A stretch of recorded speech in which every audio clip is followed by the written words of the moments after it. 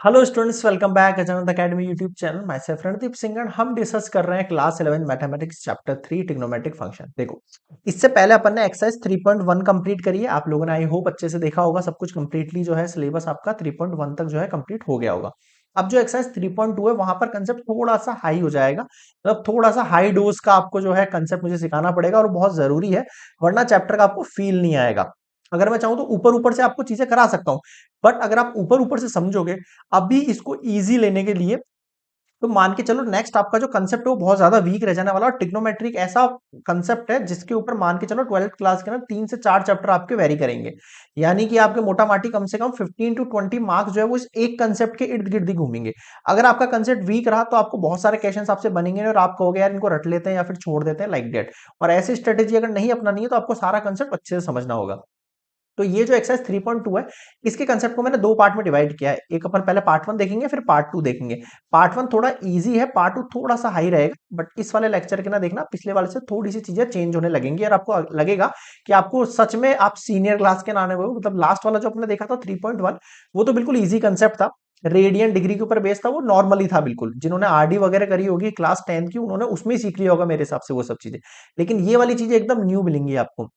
Last वाले concept से connect करके चलूंगा मैं यहाँ पर। देखना, मान के चलो आपको सबसे पहले एक सर्कल दे रखा है, ठीक है। ये गिवन कंडीशन बता रहा हूं मैं, उसमें हमने लेट किया है, क्या किया है, लेट अ यूनिट सर्कल। आपने एक यूनिट सर्कल माना है। क्या माना है आपने? एक यूनिट सर्कल माना है। देखो, यूनिट सर्कल का मतलब क्या होता है? जिसकी रेडियस 1 यूनिट है। अब फील लेना आप थोड़ा सा। मान के चलो यूनिट सर्कल है, मतलब कि ये और ये दो रेडियस होंगी कायदे से, होगी नहीं होगी? तो आप ओपी जो है इक्वल्स टू 1 यूनिट कह सकते हो, and that is your radius, that is your radius. ठीक है सर, यहां तक समझ में आ गई बात। अब मेरी बात सुनना। हमने अपने लास्ट वाले कंसेप्ट में सीखा था क्या, कि जो थीटा होता है यानी जो सेंटर का एंगल है वो तो होता है, वो एक्चुअल में क्या होता है, एल बाय आर होता है। क्या होता है? एल बाय आर होता है। And here if radius is 1, अगर हमें रेडियस यहाँ पे देखो 1 है, तो हम कह सकते हैं theta equals to R. R क्या कह सकते हैं? Theta equals to are.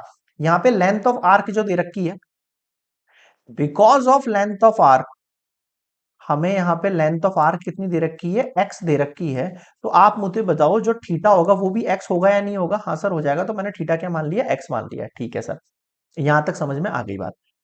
अब अगली चीज सुनना मेरे मुंह से। अब मैं बोल रहा हूं, देखो ये आपके पास 1 हो गया, ठीक है। और ये जो है बी वाला पॉइंट और ए वाला पॉइंट क्या होता है? देखो, ये नीचे ए है, ऊपर बी है। अब ये कहां से आया? अब आपको पता है जैसे जो पी पॉइंट है ना, पी पॉइंट, ये पी पॉइंट एक्चुअल में इन दोनों से मिलके बनता है। ये अपन ने क्लास 10th के अंदर आपने देखा होगा कि जो अपन सर्कल बनाते हैं उसका जो एक कोऑर्डिनेट होता है वो क्या होता है? कोऑर्डिनेट एक्स एक्सिस वाला कोऑर्डिनेट कॉमा वाई कोऑर्डिनेट। ऐसे तो लिखते हैं अपन, एक्स एक्सिस का कोऑर्डिनेट और वाई एक्सिस का कोऑर्डिनेट, ऐसे लिखते हैं। तो देखो, मैंने एक्स एक्सिस के लिए ए लिख दिया और वाई एक्सिस के लिए जो है मैंने बी लिख दिया यहाँ पे, ठीक है। अब ये ए जो है ये इसके पैरेलल है, बी जो है ये वाई एक्सिस के पैरेलल है, लाइक दैट, ठीक है। बी जो है वो किसको डिनोट करेगा? साइन एक्स को, और ए जो है वो किसको डिनोट करेगा? कॉस एक्स को। ये वाली चीज भी समझ में आ गई, ठीक है। कुछ चीजें समझना, पॉइंट्स को देखते चलना एक एक करके। पी पॉइंट समझ में आ गया, ए बी में बी कौन है? साइन एक्स है, ए कौन है? कॉस एक्स है। ठीक है सर, ये वाली बात समझ में आ गई। अब मैं आपको क्या सिखाना चाह रहा हूं, अगर मैं इस ट्राइंगल को लेता हूं, in triangle O M P by Pythagoras theorem. देखो यहां पर 90 है आपके पास, बिल्कुल है सर। अगर ये 90 डिग्री है आपके पास, तो मुझे बताओ साइन एक्स क्या होता है आपके पास? सर ये आपने क्लास 10 में सीखा था, ठीक है, ट्रिग्नोमेट्री वाले चैप्टर के अंदर। जो पाइथागोरस थ्योरम रहती है, अगर ये 90 डिग्री है तो साइन एक्स क्या होगा? परपेंडिकुलर अपॉन हाइपोटेनस, ऐसा ही तो होता है। तो sine x perpendicular upon hypotenuse यानी 1। तो देखो आपके पास साइन एक्स की वैल्यू कितनी आ गई? बी आ गई। आई नहीं आई? यही अगर मैं cos एक्स लेता, cos एक्स क्या होता है? Base upon hypotenuse. बेस कितना है आपका? अगर ये x है तो सामने वाला परपेंडिकुलर होता है, बेस कितना होगा? a हो जाएगा, सॉरी, बेस कितना हो जाएगा आपके पास यहाँ पर? a divide by hypotenuse. Hypotenuse कौन है? 1। तो हम कह सकते हैं cos x equals to a। कह सकते हैं नहीं कह सकते हैं? बिल्कुल सर, कह तो सकते हैं। तो देखो cos x की वैल्यू a हो गई है और sin x की वैल्यू b हो गई है। ठीक है सर, ये वाली चीज हम समझ गए, हमने एरिया ऑफ क्या बोलते हैं, सॉरी, पाइथागोरस ऑफ थ्योरम से अपन ने ये कंसेप्ट निकाल लिया। ठीक है, अब आगे सुनना। अब मैं आपको कहना चाह रहा हूं, अगर इस कंसेप्ट पे आप गौर करो तो हमने एक चीज पकड़ ली यहां से। सर कौन सी चीज पकड़ी अपने? ये जो y है ना, वो y एक्चुअल में ऐसे प्रोजेक्शन की तरह वर्क कर रहा है। क्या कह रहा हूं मैं? y एक तरीके से प्रोजेक्शन की तरह वर्क कर रहा है, यानी कि एक फॉर्मूला बनता है यहाँ पे साइन x का, projection of radius on y axis divide by radius. क्या कह रहा हूं मैं आपसे? कि आपके पास जो साइन एक्स है, आपके पास जो साइन एक्स है, वो एक्चुअल के अंदर projection of radius on Y axis है। किसके ऊपर है?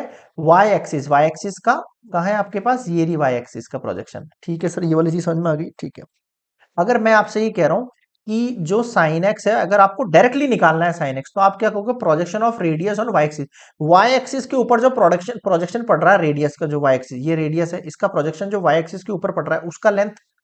सर इसके लिए लेंथ कितना होगा मेरे पास? बी, अगर गिवन होगा तो। और रेडियस कितना रहेगा? लेंथ लिख लो आप यहाँ पे, लेंथ ऑफ रेडियस कितना है? बी, तो आप वन डायरेक्टली निकाल सकते हो। यही मैं आपसे अगर कॉसेक्स पूछूं, अगर मैं आपसे कॉसेक पूछूं डायरेक्टली, तो आपको क्या याद रखना है? Projection of radius on X axis divide by length of radius. तो कॉसेक्स देखोगे आप तो एक्स एक्सिस के ऊपर प्रोजेक्शन कितना गिर रहा है हमारे पास? ए, और लेंथ कितनी है? वन। तो देखो यही चीज हमारे पास आ रही थी। तो देख रहे हो आप, एक नए तरीके से हम यहाँ पर समझने शुरू करेंगे साइन एक्स और कॉस एक्स की वैल्यू को। अगर यही मैं आपसे टेन एक्स मांगता मांगता, अब आपको पता होगा वैल्यूज तो आपको याद होगी, टेन एक्स साइन एक्स। क्या याद है? Ten x sine x. ये जो टेन एक्स होता है वो क्या होता है? Sine x upon cos x होता है। अगर sine x upon sine x upon cos x करूँ तो इन दोनों को डिवाइड करूंगा, इन दोनों को डिवाइड करूंगा तो मेरे पास projection of radius on Y axis divide by projection of radius on X axis आएगा। और उनको आप पुट करोगे तो आपके पास निकल के आ जाएगा बी बाय ए। बताओ समझ में आया क्या? ठीक है सर, एक नया फॉर्मूला सिखाने की कोशिश कर रहा हूं मैं आपको, कि आपको डायरेक्टली वैल्यूज किस तरीके से निकालनी है साइन एक्स की और कॉस एक्स की। ठीक है, स्टार लगा दिया मैंने, ये बिल्कुल स्टार वाली चीज है। प्रोजेक्शन समझ में आया? ठीक है, अब आगे सुनना मैं क्या कहना चाह रहा हूं। अगर मैं यहां से वैल्यूज को देखूं, तो ये जो पॉइंट होता है आपका, ये वाला पॉइंट कौन सा होता है? 0 डिग्री या फिर 2 पाई। यही कहते हो आप इसको, 0 डिग्री या फिर 2 पाई। इसको मैं नेक्स्ट स्लाइड पे लिख देता हूँ। यहां तक एक बार पॉज करके कॉपी करेंगे सभी स्टूडेंट्स। ये सारी चीज समझ में आ गई आपको? मैं क्या सिखाना चाह रहा हूँ यहाँ पे, साइन एक्स और कॉस एक्स की वैल्यूज किस तरीके से फाइंड करनी है, हमको ये देखना है। अब आगे सुनना आप। अब आप इस डायग्राम को देखो फोकस करके। मैं ये कह रहा हूं इस डायग्राम से, ये जो पॉइंट होता है आपका, क्या होता है ये आपका 0 डिग्री, या फिर आप इसको 2 पाई कहते हो। ये आपका कौन सा है? पाई बाय 2, या फिर आप इसको कहते हो 90 डिग्री। ये कौन है आपका? पाई, या फिर आप इसको कहते हो 180 डिग्री। ये है आपके पास 270 डिग्री, या फिर आप इसको कहते हो 3 पाई बाय 2 कहते हो। देखो ये सब मैंने आपको रेडियन वाले में भी बता दिया था लास्ट में, है ना? तो इससे लास्ट वाला जो लेक्चर था 3.1 एक्सरसाइज का इंट्रोडक्शन पार्ट, उसमें बता दिया था मैंने सब आपको, है ना? अब मैं आपसे ये कहना चाह रहा हूं यहाँ पर, अगर मैं आपसे साइन, अभी मैंने आपको बताया कि ये जो a कॉमा बी है ना, ये एक्चुअल में cos x comma sine x है। cos x comma sine x है। यहां से मैं ये कहना चाह रहा हूं आपसे कि अगर मैं आपसे साइन 0 डिग्री की वैल्यू पूछूं, इसकी साइन 0 डिग्री मतलब मैं इधर खड़ा होके, इस ए पे खड़ा होके साइन 0 की वैल्यू पूछना चाह रहा हूं, तो साइन 0 की वैल्यू देखो, इधर से पीछे वाली वैल्यू बता दो आप। 1 कॉमा 0 का मतलब क्या है? आगे वाली cos x की वैल्यू, पीछे वाली जो है साइन एक्स की वैल्यू है। अगर 0 डिग्री बोल रहा हूं तो इस पॉइंट पे खड़ा हूं, इस पॉइंट पे 0 डिग्री की वैल्यू कितनी हो जाएगी? 0। यही मैं आपसे अगर cos 0 की वैल्यू बोलूं तो आप कितना बोलोगे? 1 बोलोगे, आगे वाली वैल्यू। ठीक है सर, आ जाओ ऊपर यहां पर। अगर मैं आपसे साइन पाई बाय 2 पूछूं, या फिर आप 90 डिग्री भी लिख सकते हो यहाँ पे, साइन पाई बाय 2 पूछूं, तो इन दोनों में पीछे कौन है? सर 1 है, तो साइन पाई बाय 2 की वैल्यू कितनी होगी? 1। और cos पाई बाय 2 की वैल्यू पूछूं, तो cos पाई बाय 2 की वैल्यू होती है आगे वाली, तो 0 होगी। अब आ जाओ इस पे। अगर मैं आपसे यहां पर साइन पाई की वैल्यू पूछूं तो साइन पाई की वैल्यू कौन सी होगी, पीछे वाली, यानी जीरो बोलोगे आप। और यही मैं आपसे कॉस पाई बाय टू की, सॉरी, कॉस पाई की वैल्यू पूछूं तो आप कितना कहोगे? सर कॉस पाई की वैल्यू -1। ठीक है, अब आ जाओ इधर। अगर मैं आपसे यहां पर साइन 270 डिग्री या साइन 3 पाई बाय 2 पूछूं तो आप कितना कहोगे? सर साइन की वैल्यू पीछे वाली होती है तो ये -1 होगी। और यही मैं कॉस 3 पाई बाय 2 की पूछूं तो आप कहोगे जीरो। इसको आप कॉस, इस साइन 0 डिग्री लिखा ना, इसकी जगह मैं साइन 2 पाई भी लिख सकता हूं, है ना, तब भी आपको यही बोलना है। अब मेरी बात सुनना, मैं क्या कहना चाह रहा हूं। कुल मिला के आपको यह ध्यान रखना है, अगर साइन 90 जो है, साइन 90 जो यहां पे अगर 1 है तो उसका जस्ट रिवर्स जो होगा ना वो -1 होगा। तो समझ में आया? ठीक है। कॉस 90 अगर ऊपर जीरो तो नीचे भी कितना होगा? जीरो होगा। साइन यहां पर कॉस साइन 180 जो है वो अगर यहां पर जीरो है, साइन 180 यहां पर जीरो है, तो उसका जस्ट रिवर्स उस साइड भी क्या होगा? जीरो। और अगर कॉस 0 डिग्री पर आपके यहां पे 1 है तो इसका जस्ट उल्टा, कॉस 0 डिग्री पर कितना है? 1 है, तो कॉस 180 पर कितना होगा? -1 होगा। जस्ट रिवर्स साइन चेंज करने हैं आपको। कुछ समझ में आया यहां तक? ठीक है सर, आ गया। अब मैं यहाँ पे कुछ फॉर्मूलाज आपके साथ डिस्कस करूंगा, उन सबको आप नोट डाउन करते हुए चलना, आगे बहुत यूज आने वाले हैं। देखो, मैं आपको फॉर्मूलाज वगैरह बता देता हूँ यहाँ पर, लाइक सबसे पहले तो आपको टेन थीटा का फॉर्मूला पता होना चाहिए, sine theta upon cos theta. Cot theta का पता होना चाहिए आपको, cos theta upon sine theta. देखो इसको याद करने का तरीका बता सकता हूँ, कॉट है तो कॉट के अंदर कॉस की फील आ रही है, को सेम है, कॉस ऊपर रहेगा साइन नीचे रहेगा, इसमें ऐसा कोई फील नहीं है, तो साइन अपॉन कॉस ऐसे आप याद रख सकते हो। ठीक है, ओके, साइन ये हो गया। और आप रेसिप्रोकल फॉर्मूलाज याद रख सकते हो, रेसिप्रोकल फॉर्मूलाज। रेसिप्रोकल फॉर्मूलाज कैसे? साइन थीटा जो है वो किसका रेसिप्रोकल होता है? सर 1 अपॉन कॉसेक थीटा का। इसका ये।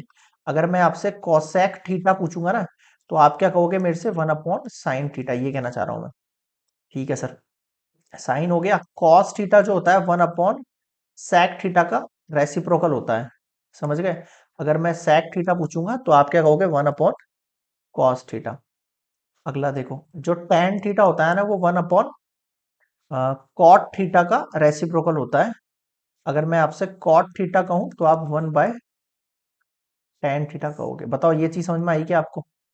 ठीक है सर, ये वाली चीज समझ में आ गई। अब हम कंसेप्ट पे थोड़ा सा आगे बढ़ने की कोशिश करेंगे। यहाँ पे समझ में तो आ गया ना आपको, जो पीछे प्रोजेक्टाइल समझाया था आपको मैंने। ये आपके एक तरीके से यूनिट सर्कल है, यहां से लेके यहां तक का जो डिस्टेंस है वो कवर किया हुआ इस ट्राइंगल के अंदर आ रहा है। समझ रहे हो क्या कहना चाह रहा हूं मैं आपसे?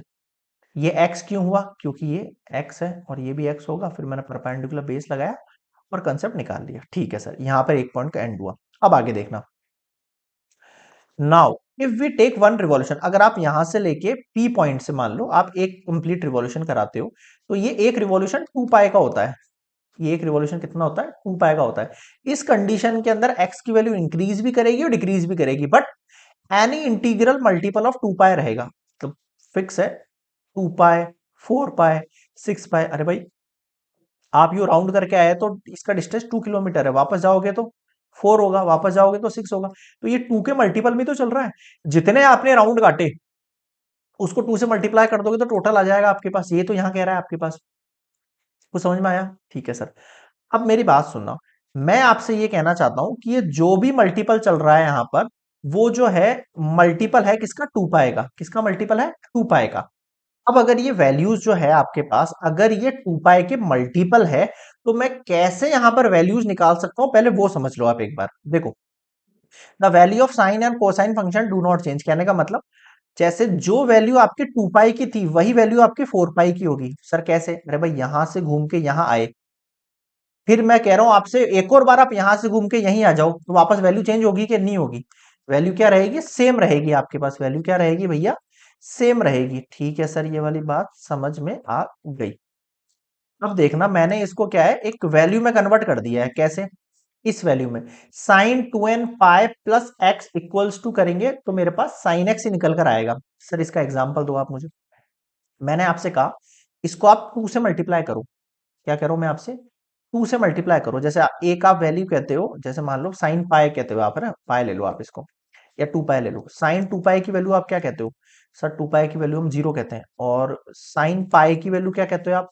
सर साइन की पाई की वैल्यू भी जीरो ही कहते हैं हम तो। ठीक है सर। अब मैं क्या कह रहा हूं आपसे, देखना, साइन अगर मैं कोई भी इंटीजर यहाँ पे पुट करता हूँ, two N pi plus X में मैं कोई भी इंटीजर पुट करता हूँ, देखना, यहाँ एन की जगह वन करता हूँ, तो टू पाई प्लस एक्स होगा। टू पाई प्लस एक्स होगा। मेरा कहने का मतलब है, अब आप यहां मान लो टू पुट करते तो ये फोर पाई हो जाता ज्यादा से ज्यादा। आप थ्री पुट करते तो ये सिक्स पाई हो जाता ज्यादा से ज्यादा। फिर भी जो इसकी वैल्यू रहेगी वो वापस से क्या रहेगी? यही रहेगी।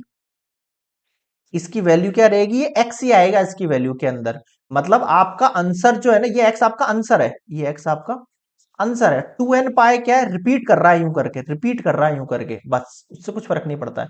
यहां पर भी कॉस टू एन पाए क्या रिपीट कर रहा है, यहां पर भी और यहां पर भी। वापस से घूम के यहां हो गए, वापस से घूम के यहां हो गए, तो वैल्यू क्या रहेगी? सेम ही तो रहेगी। तो वापस से हमारे पास आंसर कितना बनेगा? cos x ही बनेगा। कोई उसमें चेंजेस नहीं आएंगे। बताओ समझ में आया क्या? ठीक है सर, यहां तक समझ में आ गया? ठीक है, ये सब इंपॉर्टेंट पॉइंट्स है। मतलब मैं एनसीईआरटी से लेके चल रहा हूँ, कुछ भी ऐसा पॉइंट नहीं है जो आपको बहुत एक्स्ट्रा हो जाएगा या बहुत वास्ट हो जाएगा। बिल्कुल पॉइंट टू पॉइंट पढ़ेंगे अपन, जो हमारे सिलेबस के लिए एनसीईआरटी के थ्रू हमारे लिए जरूरी है। अब यहां से एक चीज समझ में आ गई कि जो इनका मल्टीपल रहता है वो टू एन की फॉर्म में रहता है। तो मैं इसको इस तरीके से एक फॉर्म बना सकता हूँ, two N pi plus X equal to sine X होगा, कॉस एक्स होगा, कभी चेंज नहीं होगा।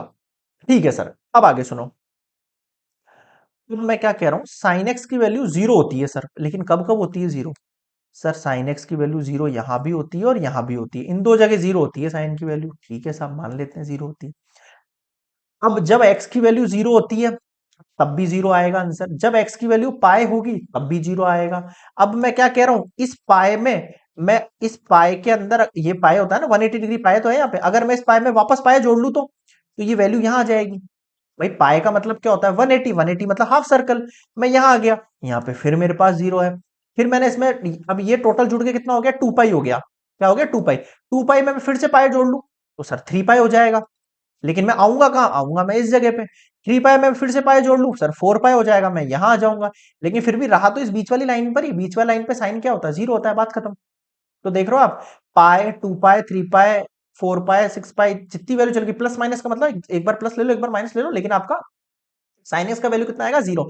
इसका मतलब X is an integral multiple of pi, जितनी भी वैल्यूज है उनमें साइन एक्स की वैल्यू कितना आएगा? जीरो आएगा। ठीक है सर, यानी मैं कह सकता हूं X equals to number of multiples multiply pi. अगर मैं एन की वैल्यू कोई भी रख दूं, यहाँ पे वन रखूं, टू रखूं, थ्री रखूं, फोर रखूं, फाइव रखूं, एक्स की वैल्यू जो भी बनेगी उसमें जब हम साइन एक्स की जगह हम फाइव पाई पुट करेंगे, आंसर कितना आएगा? जीरो आएगा। समझ में आया? ठीक है सर। अब कॉस जीरो कहां कहां आता है? सर कॉस जीरो आता है यहाँ पे। वन की बात नहीं कर रहा हूं, जीरो कहां आता है वो पूछ रहा हूं। सर कॉस जीरो आता है, एक तो यहाँ पे आता है और एक यहाँ पे आता है। सर ये क्या होता है? पाई बाय टू। ये क्या होता है? Three pi by to. ठीक है, अब आप थोड़ा सोचो। मैंने आपसे कहा cos pi by to zero है भाई यहाँ पे। ठीक है सर, अगर मुझे कॉस पाई बाय टू में पाई ऐड करना है तो क्या करूंगा मैं? सर एलसीएम लूंगा, टू वाई और ये थ्री पाई बाय टू हो जाएगा। ये आ गया, यहां पर भी जीरो होता है। ठीक है भाई, मैंने कहा थ्री पाई बाय टू है यहाँ पे, यहां से आपको यहां जाना है वापस से, तो ये 180 डिग्री यानी पाई, इसमें फिर से पाई ऐड करके देखो एक बार। एलसीएम लूंगा, टू पाई और ये फाइव पाई बाय टू। अरे भाई आए तो इसी जगह पे, तो आएगा तो जीरो ही। ठीक है सर, इसका मतलब एक हिंट मिल गया सर मुझे, क्या? कि cos पाई बाय टू, देखो पहले पाई बाय टू आ रहा था, पहले पाई बाय टू, फिर थ्री पाई बाय टू, फिर फाइव पाई बाय टू। इसका मतलब जितने भी ऑड नंबर है, ये वन, थ्री, फाइव, यानी कि मल्टीपल ऑफ ऑड नंबर। अब आप मुझे ऑड नंबर निकाल के दिखाओ, अब आप मुझे ऑड नंबर निकाल के दिखाओ। Two N plus one odd number होता है क्या? हाँ सर होता है ना। Two N plus one odd number होता है क्या? होता है। इसमें वन पुट करो, टू और वन थ्री हो जाएगा। हाँ सर हो तो जाएगा। इसमें आप जो है जीरो पुट करो, इंटीजर के लिए मैं जीरो पुट कर सकता हूँ भाई। अगर मान लू मैं एन बिलोंग्स करता है इंटीजर को, एन बिलोंग करता है इंटीजर को, आप इसमें जीरो पुट करके देखो भैया। इसमें जीरो पुट करोगे ये जीरो हो जाएगा वन, और इसका मल्टीपल अगर मैं पाई बाय टू से कर दूं, टू एन प्लस वन, इसका मल्टीपल पाई बाय टू से करूंगा किसी भी वैल्यू के लिए, when N belongs to integer, आपके पास आंसर कितना निकल के आएगा? 0 निकल के आएगा। देखो चेक करा देता हूं पीछे एक बार। Pi by 2, 3 pi by 2, 5 by 2, cos x vanishes when x is a multiple odd multiple of pi by 2 होगा जब x क्या हो जाएगा? वैनिश हो जाएगा, नहीं 0 हो जाएगा। sin x 0 कब होगा? मैंने लिमिट बता दी उसकी। अब आपको ये लिमिट याद रखनी है, sin x equals to 0 when x equals to n pi. n किसको बिलोंग कर रहा है? इंटीजर को। n किसको बिलोंग कर रहा है? इंटीजर को। और यहां पर देखो ये ऑड नंबर के लिए डिनोट कर रहा है, ये ऑड नंबर को डिनोट कर रहा है। समझ गए? Where N is any integer, N कोई भी इंटीजर है आपका। बताओ समझ में आया क्या? क्लियर है यहां तक बात? ठीक है। अब आप यहाँ पे कोई भी वैल्यू पुट करके देखो एन की, कोई भी। 3 रख के चलो 4 रख के देख लो। 4 टू जा 8, 8 और 1 9, 9 पाई बाय 2। देखो ये भी ऑड नंबर है कि नहीं है? कॉस एक्स कितना आएगा? 0 आएगा 101%। बताओ समझ में आया क्या? ठीक है सर। अब मेरी बात सुनना, ये सारे पॉइंट समझ में आ गए? सर बिल्कुल, यहां तक सब कुछ क्लियर है। अब आगे की स्ट्रेटेजी क्या रहेगी हमारी? देखो नेक्स्ट, अब मैं बताना चाह रहा हूं कि साइन एक्स सर इस पे जो है ये रहती है और इस पे ये रहती है। मैं आपको ये कहना चाह रहा हूं, आप मुझे बताओ, साइन एक्स और कॉस एक्स तो बता दिया आपने, ठीक है, कि 0 किस पे होते हैं। अब मैं आपसे क्या कह रहा हूं? मैं आपसे कह रहा हूं मुझे आप लिमिट बताओ किसकी? सर मुझे लिमिट बताओ, साइन हो गया, कॉस हो गया, मुझे टेन की लिमिट बताओ, ten x. Sir ten x का मतलब क्या होता है? Sine x upon cos x होता है। लेकिन अब एक समस्या हो गई, डिनोमिनेटर में जो cos x है, डिनोमिनेटर में जो cos x है वो 0 नहीं होना चाहिए। cos x 0 कब होगा? when x जो है, मतलब cos x जो है जो 0 कब हो जाएगा? जब x की लिमिट ये हो जाएगी। समझ रहे हो क्या कहना चाह? अगर x की लिमिट है 2n+1 पाई बाय 2 पे, मतलब कि क्या देखा मैंने कि जो cos x है उसमें x की वैल्यू अगर 2n+1 पाई बाय 2 है तो मेरे पास क्या निकल कर आएगा? 0 निकल कर आएगा। यानी मैं कह सकता हूं यहां पर N N belongs to integer. तो अब आप मुझे बताओ, x की वैल्यू में ये पुट कर सकता हूँ यहाँ पे? 2n+1 के मल्टीपल में कोई वैल्यू पुट कर सकता हूँ? नहीं कर सकता, तो नॉट लगा दूं क्या यहाँ पे? हाँ सर लगा दो ना नॉट। तो मेरे को यहाँ पर लिमिट बतानी है, समझ गए? तो ये लिमिट हो गई मेरे पास, x is not equals to 2n+1 pi by 2 and n belongs to integer because it is 0। अब देखो कॉट की, देखो आप कॉट की देखना, कॉट की क्या होती है? cos x upon sine x. अब x की ऐसी कौन सी वैल्यू है जो मुझे यहां पुट नहीं करनी चाहिए? ऐसी वैल्यू पुट नहीं करनी चाहिए जिसपे ये 0 बन जाए। साइन एक्स 0 कब बनता है? व्हेन n पाई की लिमिट होगी और n बिलोंग्स करेगा इंटीजर को। अरे भाई, यहाँ पे 1 पाई पाई पुट कर दो, साइन पाई कितना होता है? 0 होता है ना। मामला बिगड़ जाएगा नहीं बिगड़ जाएगा? बिल्कुल बिगड़ जाएगा सर। ठीक है, साइन हो गया, टेन हो गया, कॉट हो गया। अब मुझे बताओ कॉसेक के लिए बताओ आप, कॉसेक एक्स कितना होता है? 1 अपॉन साइन एक्स होता है, 1 अपॉन साइन एक्स होता है। ठीक है, अब मैंने आपको अभी भी बताया, क्या बताया सर? कि जो x है वो नॉट बिलोंग्स टू n पाई होना चाहिए और n बिलोंग्स टू इंटीजर। क्यों? क्योंकि ये 0 हो जाएगा। कॉस एक्स बच गया, अब sec और रह गया 1 अपॉन कॉस एक्स, ये भी कर लो। x not belongs to 2n+1 pi by 2 and n belongs to integer. ये वो x की वैल्यू है जो आप यहां पुट नहीं कर सकते, नहीं कर सकते, नहीं कर सकते। क्यों नहीं कर सकते? क्योंकि करते डिनोमिनेटर 0 हो जाएगा और डिनोमिनेटर में 0 नहीं कर सकते, ये नॉट डिफाइंड होता है। बताओ समझ में आया क्या? बताओ समझ में आया क्या? क्लियर है यहां तक पॉइंट? ठीक है सर। आगे अगला पॉइंट देखो क्या कह रहा है आपको। अगला पॉइंट, अगला पॉइंट है आपके पास। अब मेरी बात सुनो, अगर मैं यहां सर इस अगले पॉइंट को मैं थोड़ा सा आपको डिफाइन करना चाहूंगा, थोड़ा सा एक्सप्लेन करना चाहूंगा। यहां पे अगर मैं, यहां तक तो ये लास्ट वाला पॉइंट अपन ने कर लिया है। यहां पर अपन ने cos x sin x की जो लिमिट्स होती हैं वो सीखी है। क्या सीखी है हमने? यहाँ पे लिमिट सीखी है हमने, sine cos tan cos x x सबकी। ठीक है, अगला कंसेप्ट है हमारे पास यहाँ पर देखना कि हमें यहाँ पर फॉर्मूलाज बनाने हैं। क्या बनाने हैं? फॉर्मूलाज बनाने हैं। क्या बनाने हैं? फॉर्मूलाज बनाने। अब फॉर्मूलाज कैसे बनेंगे भाई? सुनो, in triangle O M P, O M P by Pythagoras theorem. Pythagoras theorem है, बिल्कुल है सर। अब आप मुझे बताओ यहां पर जो ओपी का स्क्वायर है इक्वल्स टू ओएम का स्क्वायर प्लस पीएम का स्क्वायर आ जाएगा क्या? हाँ सर आ जाएगा ना। ओपी की वैल्यू कितनी है? 1 का स्क्वायर। ओएम का वैल्यू कितना है? ए का स्क्वायर। इसका वैल्यू कितना? बी का स्क्वायर। अब एक नया कंसेप्ट निकल के आ गया, A square plus B square equals to 1। अभी अभी मैंने आपको पीछे सिखाया था, ये cos x है कायदे से और ये sin x है। मैंने अभी अभी आपको निकालना सिखाया था। क्या निकाला सर हमने? जो साइन एक्स है वो क्या होता है? Perpendicular upon base, perpendicular upon hypotenuse, तो बी आएगा साइन एक्स की वैल्यू, और कॉस एक्स की वैल्यू ए आएगी। इनको यहाँ पे रिप्लेस करो आप। बी की जगह तो साइन एक्स रखो, ए की जगह कॉस एक्स रखो, तो आप वैल्यू देखोगे तो sine square X plus cos square X equals to 1 आ जाएगा क्या? बिल्कुल आ जाएगा सर। मुझे बताओ, यहां तक किसी को भी कोई भी डाउट है तो बता सकता है? नहीं है कोई डाउट? ठीक है सर। ये पहला फॉर्मूला आपका जो आपको याद रखना है, आगे चैप्टर में यूज होने वाला है इनका। समझ रहे हो नहीं समझ रहे हो? ये हमने पहला फॉर्मूला बना लिया, sine square X plus cos square X equals to 1। ठीक है। अब इसी फॉर्मूले को मैं आगे बढ़ाऊंगा थोड़ा सा, देखना किस तरीके से। नेक्स्ट हम क्या कंसेप्ट सीखने वाले हैं फॉर्मूले का, देखना। मैं नेक्स्ट स्लाइड पे लेके चल रहा हूँ, और इसी फॉर्मूले से दो फॉर्मूले यहाँ पे बना के बताऊंगा आपको, देखना क्या। जैसे मान लो ये ट्राइंगल था हमारे पास, है ना। अब उसी फॉर्मूले को वापस रिवाइज कर रहा हूं मैं, जिसका नेमिंग दे रहा हूं मैं, लाइक ए, बी और सी। ये हो गया आपका थीटा। हमने अभी अभी यहाँ पे एक फॉर्मूला बनाया सर। कौन सा फॉर्मूला बनाया अपन ने? Sir sine square X, sine square X की जगह थीटा मान लो, plus cos square theta equals to 1, अपन ने एक फॉर्मूला बना लिया, है ना। अब मैं आपसे क्या कह रहा हूं, यहां से बाय पाइथागोरस मैं क्या कह सकता हूं? AC का जो स्क्वायर है equals to AB square plus BC square होता है साहब। होता है नहीं होता है? बिल्कुल होता है सर। अगर मैं इसको डिवाइड कर दूं, मैं ये फॉर्मूला बताना सिखा रहा हूं मैं आपको फर्स्ट पॉइंट से। अगर मैं इसको डिवाइड कर दूं बोथ साइड बाय AC का होल स्क्वायर से, मैं इसको डिवाइड कर देता हूं, तो देखो यहां भी AC स्क्वायर, यहां भी AC स्क्वायर कर सकता हूं ना। यहां AB अपॉन AC इस पूरे पे होल स्क्वायर लग जाएगा, एक साथ लगा देता हूं मैं। यहाँ BC और अपॉन में AC का होल स्क्वायर आएगा, ऊपर भी स्क्वायर मैंने एक साथ लगा दिया। ये कट के कितना हो गया? 1। अब आप मुझे इसके देखो आप, AB upon AC, AB upon AC, यहाँ मैं वैल्यू लिख रहा हूँ, साइन थीटा की वैल्यू हो जाएगी AB upon AC perpendicular upon hypotenuse. Cos theta की वैल्यू हो जाएगी base upon hypotenuse. I hope आप लोगों को ये पता होंगे, ये सारे कंसेप्ट कौन से वाले बोल रहा हूं मैं, ठीक है। परपेंडिकुलर अपॉन बेस वाले पता है ना।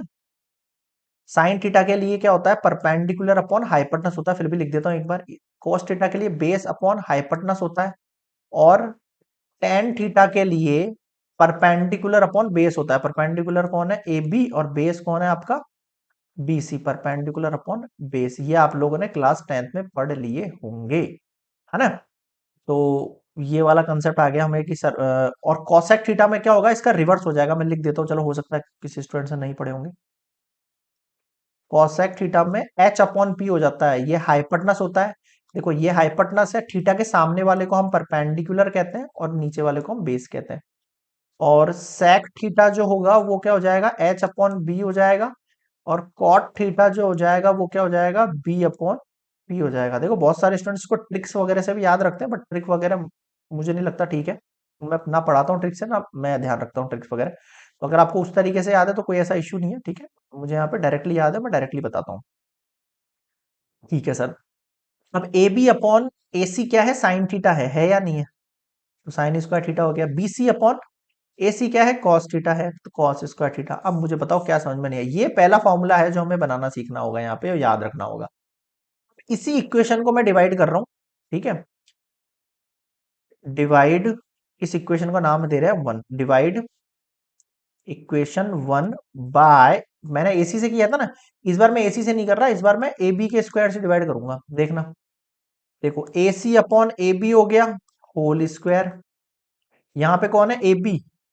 ए बी अपॉन ए बी हो गया whole square, plus B C square. इस वाली इक्वेशन को देखना, B C square upon A B का होल स्क्वायर, तो एक साथ लगा देते हैं। अब देखो ये दोनों कट गए इस बार यहां पर। अब देखो ए सी अपॉन ए बी कहाँ है? ए सी कहाँ है? ये रहा।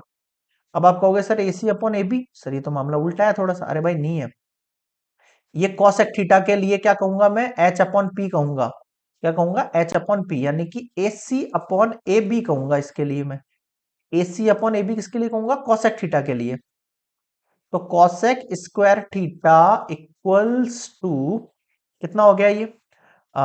ये हो गया सर 1 कट के, plus B C upon A B. अब देखो इधर, B C upon A B उल्टा है ना सर। कॉट थीटा के लिए कह सकता हूं मैं B C upon A B. 1 plus कितना हो गया ये? Cot square theta. तो एक नया फॉर्मूला और बन गया मेरे पास, इसको सीधा लिख लो, 1 + cot² theta equals to cosec square theta. बताओ समझ में आया क्या? इस तरीके से फॉर्मूलेस बनाना सीखना है आपको, लेकिन आपको वैसे भी याद होने चाहिए ये फॉर्मूलाज डायरेक्टली। समझ गए? चलो आ जाओ नेक्स्ट वाली स्लाइड पर। इक्वेशन ये थी, इस बार मैं क्या कर रहा हूं देखो, AC² equals to AB plus BC। अब जैसे मैंने AC से डिवाइड कर दिया और AB से कर दिया, अब किससे करूं? BC से कर दूं? हाँ सर कर दो, BC बचा है हमारे पास लास्ट फाइनली। अब हम किससे डिवाइड कर देते हैं इसको? BC² से डिवाइड कर देते हैं भाई। लास्ट BC बचा है क्या? हाँ सर BC बचा है। Divide both side by BC का होल स्क्वायर करो भाई करो। कितना हो जाएगा ये हो जाएगा AC/BC का होल स्क्वायर, AB/BC का होल स्क्वायर प्लस BC/BC का होल स्क्वायर। ये कट गया। इधर देखो AC/BC क्या होगा? AC/BC सर, AC/BC तो कॉस को कहते हैं BC/AC, तो सेक को कहेंगे AC/BC। तो सेक थीटा हो जाएगा यहाँ इसकी जगह, ये लिख रहा हूं मैं सेक² थीटा। इसकी जगह देखो AB/BC, AB/BC क्या है? tan थीटा है, और ये प्लस में 1। तो एक नया फॉर्मूला बन गया, 1 + tan² थीटा इक्वल्स टू सेक² थीटा। अब बताओ मुझे क्या समझ में नहीं आया? क्लियर है क्या यहां तक सारी बातें? अब हमने 3 फॉर्मूलाज बनाना सीखे हैं भाई यहां पर। देखना आप, sin² theta plus cos² theta equals to 1, 1 + tan² theta equals to सेक² theta, 1 + cot² theta equals to cosec² theta. Got it? Got it. Concept सीख लिया, sine theta cos theta tan theta को परपेंडिकुलर हाइपोटेनस की language में क्या कहते हैं।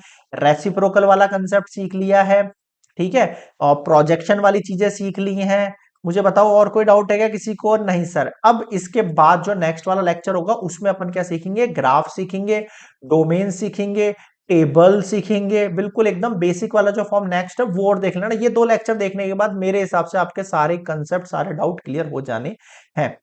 और कोई चीज बच गई है क्या इसमें? देख लेता हूं मैं, 1 मिनट और, वेट अ मिनट। टेबल तक तो आ ही गए अपन, और क्या बच गया इसके अंदर यार? देखो 2n+1 वो वाला कंसेप्ट सिखा दिया मैंने आपको, लिमिट सिखा दी है सारी इसके अंदर। और क्या बच गया इसमें? बस टेबल बची है। अब तो टेबल अपन नेक्स्ट वाले में कवर कर लेंगे, ठीक है। हो गया भाई कंप्लीट है ना, ये पार्ट 1 है इसका। ये पार्ट 1 है एक्सरसाइज 3.2 का, जो इंट्रो पार्ट है ना उसका। एक पार्ट और बनेगा इसका, वो और देख लेना, वरना लेंदी हो जाएगा, सारा एक में मिक्स हो जाएगा। तो ये 2 पार्ट बनाया, दोनों में अलग अलग जो कंसेप्ट है वो दोनों ऐड कर दिया है मैंने, ठीक है। चलिए मिलते हैं नेक्स्ट वाले कंसेप्ट के साथ। Good bye.